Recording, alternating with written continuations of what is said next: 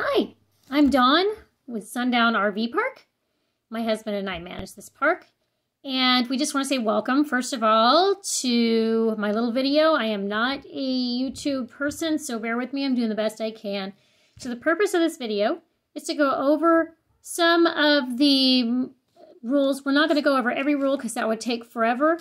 And if you're to this point where you've gotten this video from me, you should have already filled out the application, and the application has a part where you check yes or no, that you read the rules and you agree to them. So you should have already read these rules.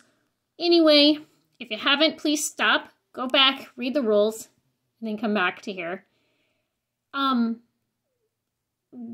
we want to go over anything that, maybe there's been misunderstandings in the past, or we just had issues with people complaining. So, first of all, we reserve the right to refuse service to anyone. Living here is a privilege, it's not a right. The second one I want to go over here is this one right here. We can't hold any spot if you don't put down the deposit. So first you have to fill out the application. You have to pass our application. Then you have to put down a deposit in order for us to hold it for you for the date that you'd like to have it. We simply cannot hold it if you don't do that because there are just too many people who say they're going to come and don't actually show up. Next one I want to go over is right here.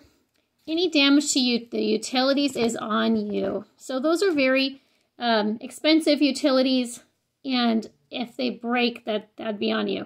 So definitely don't want to run over them or hit them with your trailer, but also if you're staying through winter, they can freeze. It is your responsibility to insulate them properly, or you can simply disconnect them at nighttime and shut them off. But either way, that is your responsibility. If you have any questions about that, just let us know. I'll talk to you.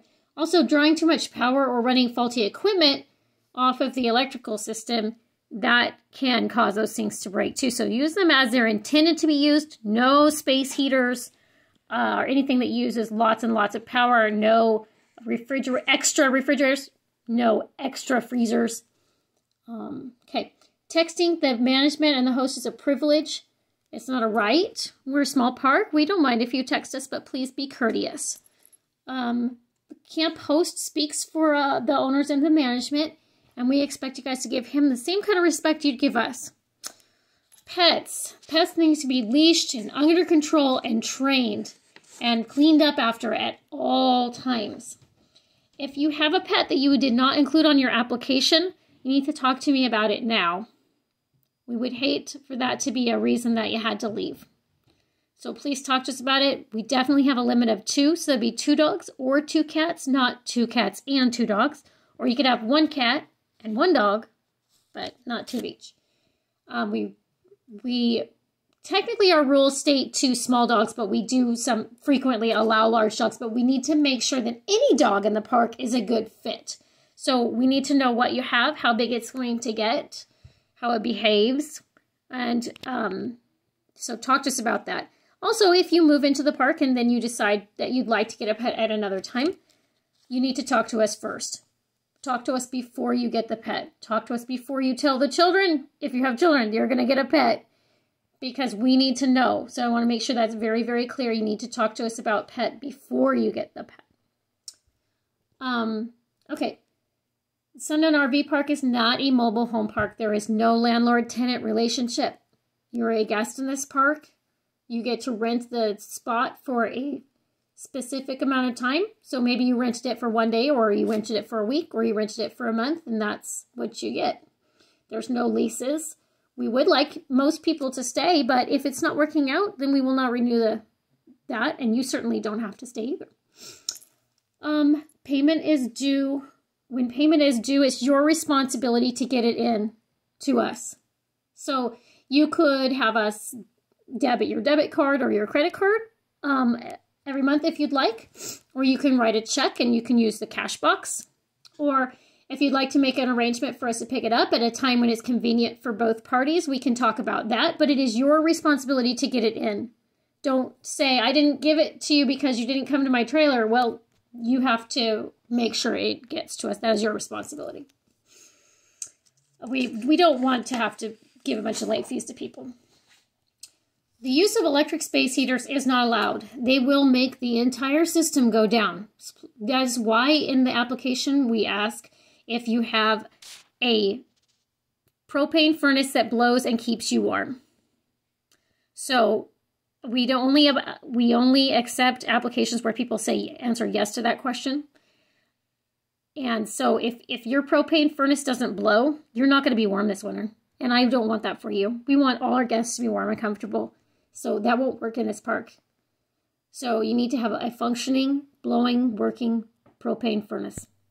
We want everybody to be healthy all winter long. We don't want the electricity to go out. Additional freezers and refrigerators are also not allowed. So they draw too much power on the park as well. For exactly the same reason, only this would probably happen in the summer when it's hot outside. And you know that's when it would happen. So they draw too much power. So that's not allowed either. There is a maximum of 2 cars per most spaces. Except for in number 12, number 17, 29, and 30, those spaces only have room for 1 car. Do not go over your car limit. It is absolutely not allowed. There is a maximum of 1 RV per guest space. Please don't ask me for an extra RV in your space. It's way too crowded. If you have a temporary guest and they need a parking space, like maybe you're having your mom spend the night, you can have them park in front of the bathrooms if there's room, or you can street park in Grangeville somewhere.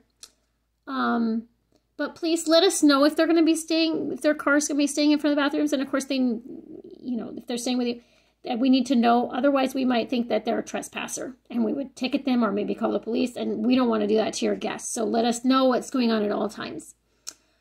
So if you're a violent criminal or convicted of violent crimes, don't enter this park or attempt to stay in this park. We will find out. It will not work. Just don't do it. A shed might maybe be allowed, but only if it's attractive and if you discuss it with us first. Please don't just bring one and not tell us. We need to know the exact dimensions of the shed. I won't even discuss a shed with you until you can tell me the exact dimensions of it. We only allow very, very small sheds, like maybe 12 square feet. So we're thinking like, that's like garden shed type size, really, really small. If that's not going to work with your plans for your life, then this is not a good park situation for you probably. Or you may want to like rent some storage. Speed limit is 5 miles per hour. If you have teenage children, make sure they know this, that drive, or if your teenage children are driven by other teenagers, make sure they know this. You're responsible for your guests. Speeders will be ticketed.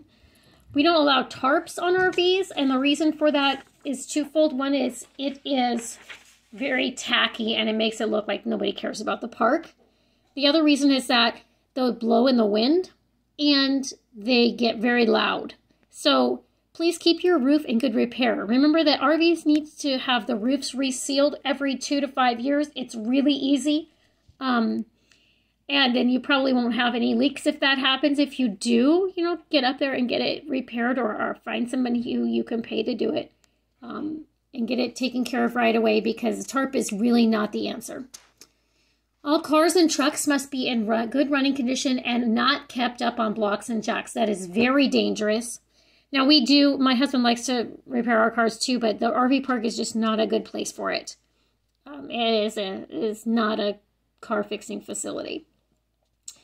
Monthly guests are responsible for keeping their own site clean and cleared of weeds within reason. Just keep it neat and tidy, people. And then please treat others as you would like to be treated, and have a good time while you're staying here. Also, we do have a right to adjust the rules as we see fit. So thanks for working with us. The most up-to-date version of the rules is going to be on the website. So if you notice anything that's different, the website is what is most accurate at this time. And then a couple other things I just want to go over. That, I've heard other park managers say too. It's like, don't do as others do. If you see that someone else is breaking the rules, that doesn't give you permission to break the rules yourself as well. So if you see somebody else is maybe making a little bit of a mess here, that doesn't mean you can go make a little mess here too. You don't know what's going on in their situation. We're going to get after people and we're not going to make it public knowledge to the rest of the park. So if you do have concerns, obviously you can call us. And the other thing is, if you do get a notice on your door for something that you're not doing, you're not in trouble, and we don't hate you. It's just that notices are just how we communicate. So, just fix the situation and go about your life. It's no big deal. If you do get a lot of notices, then obviously there is a problem. But so if you get a notice and it says that you need to do something, just go ahead and do it. Get it done, and then we're all hunky-dory and we're all on our way. We love all our people, and we are glad that you're interested in staying, and we'll talk to you soon. Thanks for waiting to the end. Sorry it took so long. Bye.